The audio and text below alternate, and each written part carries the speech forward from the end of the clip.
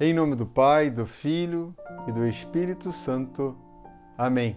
Louvado seja o nosso Senhor Jesus Cristo. Sexto domingo do tempo pascal. Vamos nos aproximando da celebração de dois outros grandes mistérios da nossa fé. A ascensão do Senhor aos céus, que se senta à direita do Pai, e veremos isso, celebraremos esse grande mistério no próximo domingo, e no seguinte, Pentecostes, o derramamento do Espírito Santo, o nascimento da Igreja. Querido irmão e irmã, o Evangelho deste domingo nos coloca diante da grande presença de Jesus como palavra. Aqui se repetem no Evangelho de João, no capítulo 14, algumas expressões, dentre elas amor, algumas ideias, amor e palavra. Amor e palavra. Junto a essas duas palavras, palavra e amor, está também citado o Espírito Santo. Aqui é a palavra de Jesus. Podemos entender não apenas a palavra de Jesus, mas o próprio Senhor referido por São João como Logos, como palavra, como verbo. Também o Senhor é a sua palavra, a verdade, a revelação. E não é possível nós amarmos o Senhor sem guardarmos a sua palavra. E guardar a palavra significa também ser protegido pela própria palavra do Senhor. Guardar a palavra significa ser íntimo da palavra. Não é apenas guardar como se colocasse dentro de alguma parte de um armário bem protegido e mesmo escondido, de modo algum. Guardar a palavra no coração significa dar ali grande importância à palavra, de tal forma que compreendemos que é a palavra que vai dirigir todo o nosso ser, porque ela está no mais íntimo de nós, no nosso interior. Ela vai conduzir os nossos pensamentos, nossas escolhas, nosso estilo de vida. E esta palavra é o próprio Senhor. Se nós realmente amamos o Senhor Jesus, Jesus ressuscitado, que nos chama também a uma vida ao lado com Ele e viver para Ele, nos pede que, se há amor, que também nós guardemos, pratiquemos a sua palavra, como nós encontramos aqui neste Evangelho de São João. Se alguém me ama, guardará a minha palavra. E aqui, nessa presença de Jesus em nossas vidas, guardando a sua palavra, o amando, teremos também a presença do Pai, do amor do Pai. É assim que a palavra que nós ouvimos, o Senhor nos revela, é a própria palavra do Pai. Não existe disputa, não existe quem é o mais importante. O Senhor ainda vai dizer que o Pai é maior do que Ele. Não existe disputa, existe reconhecimento, valorização das diferenças. E mesmo dentro da Trindade, esta grande graça. O Pai é maior que Jesus, o Pai é o Criador. Ele gera o seu Filho no amor. E o Filho, e entre o Pai e o Filho, existe o nascimento e a vivência, a experiência, a pessoa do amor, que é o próprio Espírito Santo. E é o Espírito Santo que o Senhor enviará sobre nós. Como eu dizia na celebração de Pentecostes, recordamos esta grande graça. E é o próprio Espírito, o Consolador, o nosso defensor, que nos fará recordar toda a palavra, recordar e praticar tudo aquilo que o Senhor disse, para vivermos em unidade. Porque se o Espírito Santo é o grande autor da diversidade, vejam as riquezas de carismas, dos dons que o Senhor derrama, e de modo tão maravilhoso vai comentar São Paulo, é também o próprio Espírito, o criador da diversidade, com tanta criatividade, com tanta riqueza, é Ele mesmo que também nos mantém na unidade, com toda a pluralidade de realidades que nós vivemos. É um grande mistério, mas aqui está o amor, não é homogeneidade, é dentro das diferenças que se revela, por opção, em toda a liberdade, essa escolha de colocarmos Jesus como centro das nossas vidas. Jesus, a palavra.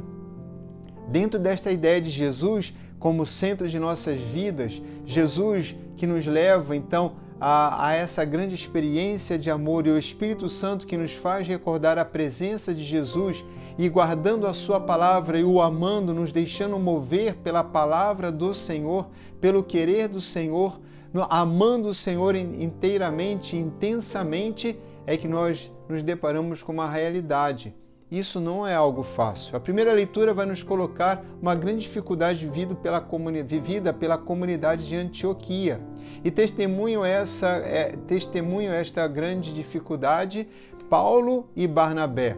Ali alguns homens, vai dizer Atos dos Apóstolos no capítulo 15, alguns homens vindo da Judéia chegam aos irmãos de Antioquia, gerando uma grande confusão. É uma questão muito dolorosa sobre a salvação ou não. Temos então Paulo e Barnabé se dirigindo aos apóstolos e aos anciãos de Jerusalém. E junto com toda a comunidade eles vão resolver o problema. Aqui entendemos que nós não somos exclusivos intérpretes pessoais de modo individual da palavra de Deus. Não podemos interpretar a palavra de Deus e assim querer que ela seja entendida segundo o nosso querer. Temos 2000 anos de história. Temos homens e mulheres santas que acolheram profundamente a palavra, compreenderam profundamente. Temos o magistério da igreja.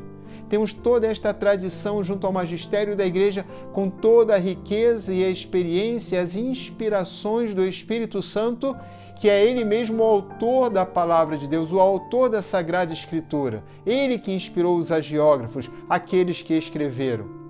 É desta forma que a igreja, com toda essa multiplicidade, toda a riqueza e diversidade nas diferenças, somos todos chamados a viver na paz e na unidade.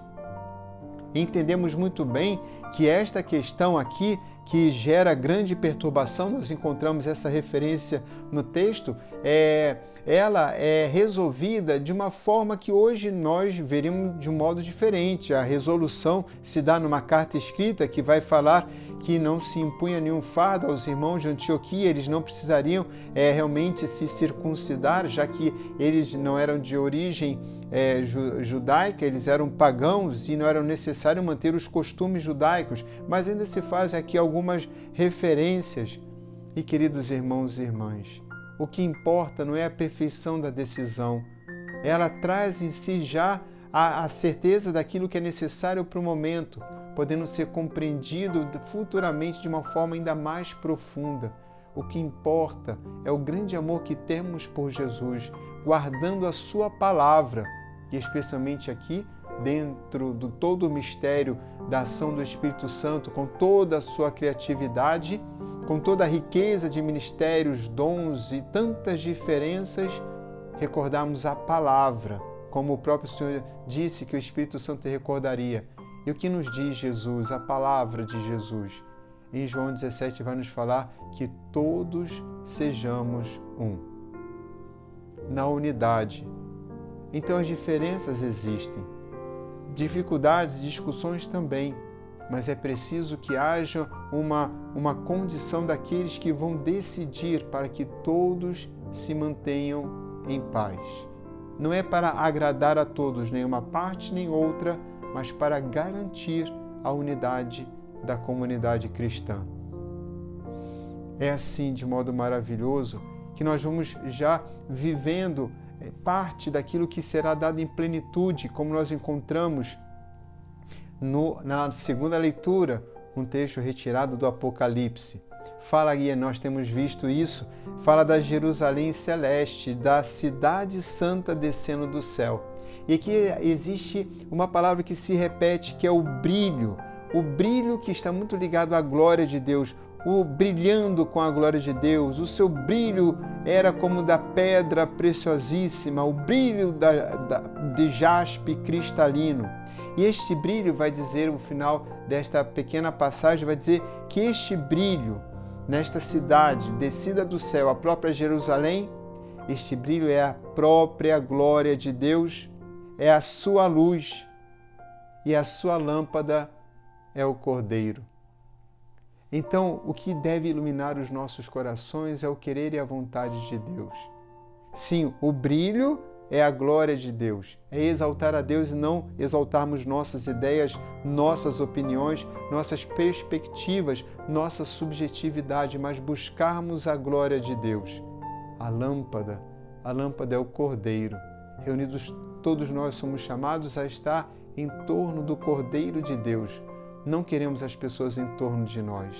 E que quem somos nós para atribuirmos cada um a si mesmo, dizendo: eu trago a verdade de Jesus. Seria muita pretensão diante de uma grande presunção. Abramos o nosso coração. De modo maravilhoso, temos aqui também nesse pequeno trecho do Apocalipse, na segunda leitura, Apocalipse capítulo 21, final do livro, falando não apenas da Jerusalém que desce do céu, da cidade santa, mas fala também de um número muito especial, 12, que lembra as 12 tribos de Israel, os 12 alicerces, os 12 apóstolos de Cristo, que em torno de Deus, então, mantêm, conservam toda essa proposta maravilhosa da nossa igreja de vivermos a vontade de Deus, guardarmos a palavra de Deus, amarmos o Senhor Jesus, nos deixarmos guiar pelo Espírito Santo, abrir mão de alguns fechamentos e nos deixarmos conduzir pela própria igreja, aqui representada na primeira leitura pelos apóstolos e os anciãos de Jerusalém, na segunda leitura por esta clareza do número 12, das 12 tribos, dos 12 apóstolos. E aqui nós temos os nossos bispos, nós temos o nosso Papa, que agora toca de modo muito, muito importante na dinâmica, na ideia da sinodalidade, de caminharmos juntos. O Papa que deseja que nós possamos falar, expressar nossas ideias, mas devemos dizer, expressar nossas ideias sim, mas antes de tudo, rezarmos, expressarmos as ideias que Deus nos inspira, colocar e revelar as nossas ideias em comum, mas não obrigar ninguém às nossas ideias. Nenhuma igreja é mais importante que outra igreja particular, porque o que nos importa a todos é sermos fiéis a Deus e não a ideias humanas. Sermos fiéis verdadeiramente à revelação que o Senhor fez e que a igreja conserva ao longo desses tantos anos, mais de 2000 anos. Queridos irmãos e irmãs, abramos o nosso coração para a certeza que, quando amamos Jesus, guardamos a sua palavra. E guardando a sua palavra, com a assistência do Espírito Santo, nós nos mantemos unidos, vivendo num só coração, numa só alma, uma verdadeira comunidade de fé e de amor. O Senhor esteja convosco. Abençoe-vos o Deus Todo-Poderoso, Pai, Filho e Espírito Santo. Amém. Que as nações vos glorifiquem, ó Senhor. Que todas as nações vos glorifiquem.